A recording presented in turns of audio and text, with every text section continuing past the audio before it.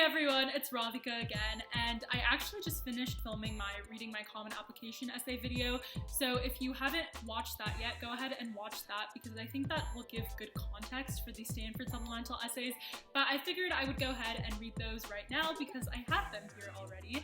And so I'm super excited to share my Stanford Supplemental Essays because out of all of the colleges that I applied to, which believe me, there were a lot, I definitely think that Stanford had the most fun essays because they were all super quirky, very different, allowed you to show different sides and aspects of yourself, and although there were a lot of essay prompts, a lot of them just came very naturally to me.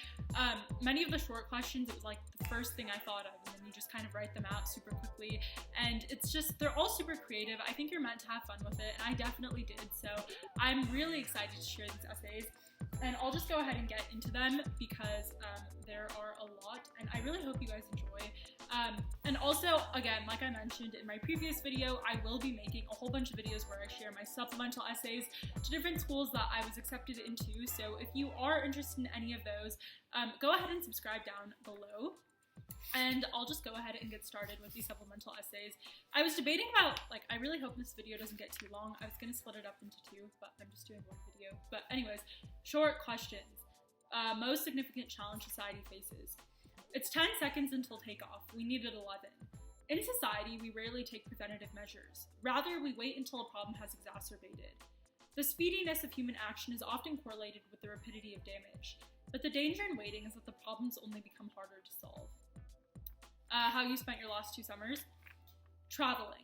Fort Lauderdale and Dallas for debate, Washington, D.C. to practice drafting policies, Indianapolis for best buddies, my local university to learn about cognition via psych-related proposals, schools to implement real autism difference programs, my grocery store for herbs, my backyard for fresh air, and my home for family. Okay, then the next one is the historical moment or event that you would have loved to witness. I would have loved to witness George Washington's Neutrality Proclamation. The first president of our country must have known that complete neutrality opposes human nature. Nonetheless, I don't attribute the speech to obliviousness, but rather restrained hope. George Washington's farewell address was an attempt to avoid the inevitable. Did we? And so, actually, in my AP US history class last year, I remember when my teacher brought up this topic, I just thought it was so interesting and unique, and I knew that this was a Stanford essay prompt, so I wrote it down in my journal and made a little note of it, so that way when I got to these, I was like, wow, this just flowed out easily. So if you are in AP US history right now, I really encourage you, or just world history in general, any history class, and anything is unique to you or a little bit interesting than some of the, I guess, more well-known historical events, go ahead and write it down because it's gonna come in handy. All right, so what 5 words best describe you? So on the word count for this is 10, and I was one of those people who had to use all 10 words, even though it says what 5 words best describe you. So I'll just go like this. I underlined the actual 5 words, but I'll go like this if it's underlined. So I said, I'm Radhika, call me Rad. Introspective, zealous, goal-oriented, and passionate. So those were the 5 words that I used. And honestly, those were just the first 5 words that came to me. Yeah. So the next one is, what do you read to, listen to, or watch? So I said, often I'll evaluate Nietzsche's philosophical assumptions or critique Plato's chariot analogies. I read their works. I'll listen to our school district speeches on education policies. I participate in facilitator forums. At home, I'll watch the Food Network and attempt to recreate the most extravagant dishes. And so, yeah, I tried to be a little bit diverse with that one. One thing you were looking forward to at Stanford, this one I love so much. I talked about a restaurant that our family always goes to when we're up close to Stanford, because we have a lot of family in San Francisco in the Bay Area, so whenever we go and visit them, we go to this restaurant called Ruby Rangoon, which has the best, it's a Burmese restaurant, and they have the best tea leaf salad ever, and so it's our family's favorite, and so I wrote about that restaurant because that was the thing I was looking to a lot at Stanford, was going to eat at that restaurant. So I said, whenever my family goes to Palo Alto, we head straight towards Ruby Rangoon to enjoy their tea leaf salad. Each week, I would take a new friend to Ruby Rangoon on Stanford's campus and listen to their unique life stories and triumphs, a way to learn about Stanford's wonderful, diverse community. So I talked about the food. component because that was really important to me. But I also talked about like getting to know Stanford's community because I really do enjoy meeting new people, and so I figured that would be a fun thing to do over food. Okay, the last short answer is if you had an extra hour in the day, how would you spend it?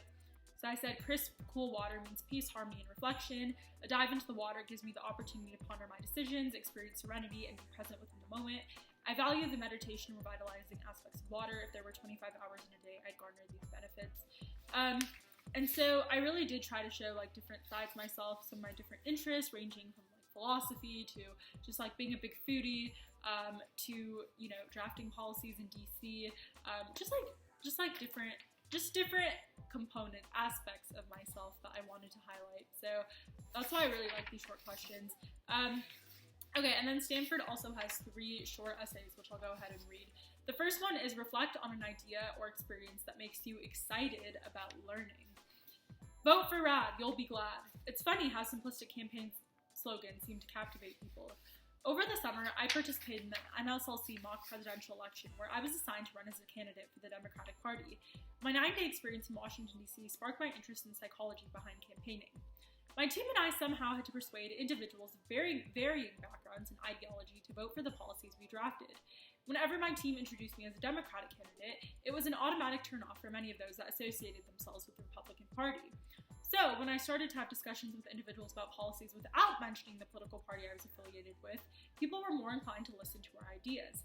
This was a real-life situation in which the psychology I learned in my theory of knowledge class was applicable.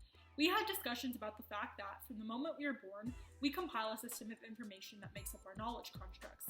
This series of preconceived notions shapes our biases, and although we like to deny it, our biases affect our perception of language.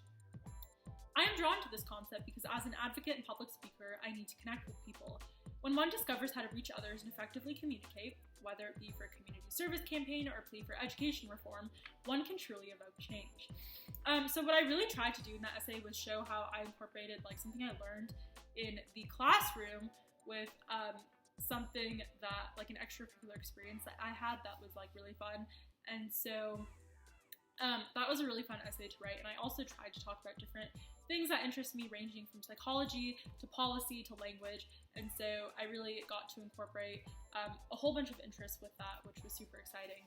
Alright, the next essay is Note to Future Roommate, and I had a lot of fun with this essay. I feel like everyone has fun with this essay. This one just like flows out so naturally. You can write about the most random stuff, and I think Stanford, again, appreciates when you're a little bit quirky with this kind of stuff, or just whatever is like most natural to you that you want to write about. So I said, Dear Roomie, guess what? My psychology teacher called me Rad today. Most people do because it's easy and it's great, but if we're gonna be roommates, you should call me Radhika. It's reserved for the people who really know me. Today I tried 2 new restaurants throughout the Las Vegas Valley and posted them on at Rad's Food. I'm a big foodie, and if you aren't, we'll fix that. In my theory of knowledge class today, the 12 of us talked about the implications of language cognition and continue to discuss for the rest of the day. See, I really enjoy late-night philosophical conversations. I hope you do too. If not, feel free to tell me to go to sleep. Also, I'm 6'1". What this means is I will never borrow your clothes. You're welcome. And each time I find pants long enough for me in an actual store and not online, I'll be in a good mood for at least 4 days. Speaking of which, only 2 people have made a comment about my height today. I can't wait until the students at Stanford get used to the 6'1" girl on campus named Rad. Here are some other random facts about me. I enjoy cooking, late night walks, slow songs, escape rooms, and karaoke. We're gonna have a great time. I also heard you plan on studying the organic chemistry behind aeronautic application. I will never understand that, but you can try to teach me. Love, Radhika. And when I signed my name Radhika, I capitalized the R-A-D. It's like the rad in it. So yeah, that was, again, a super fun essay. Flowed out so naturally. I got to cover like just some fun, quirky stuff about me, like, you know, finding pants long enough for me because that is a struggle. Alright, the last essay is something meaningful to you and why. So I talked about how the city that I'm from, Las Vegas, is meaningful to me.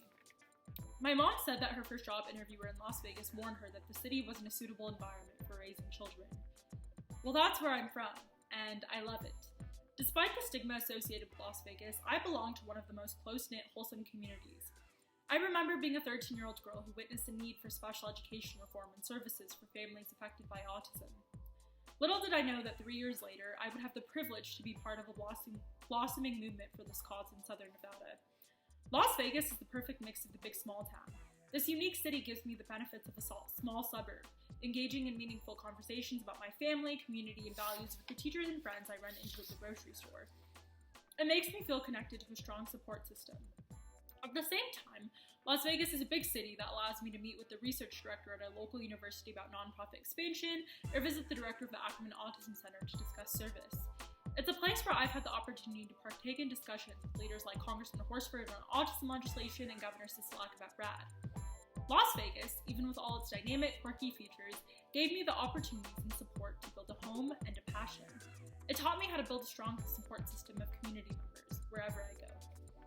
And so those are the Stanford essays that I wrote. I really hope you guys enjoyed this video. Like I said, I had a lot of fun writing these essays, and if you are just about to write these essays, or you're thinking about the process in general, just remember to have fun with it.